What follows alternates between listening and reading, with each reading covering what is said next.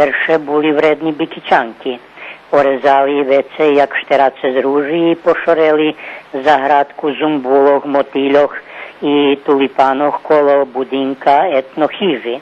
Chlopi poneže vyrezani 8 stari jadlovci pred domom kultúry zasadzeli nových 19 drevka Ptuji, Sibirského Bresta i druhých drevkoch, za co mesna zajednica vydvojela 15.000 dinári.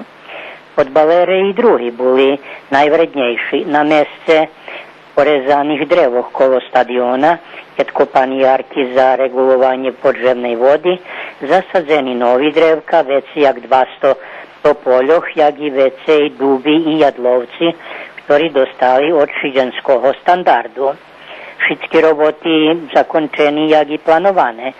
Skorej večeršoho dižďu, nahlášal Dejan Bobaj, predsjedatelj Sovitu tej mesnej zajednici.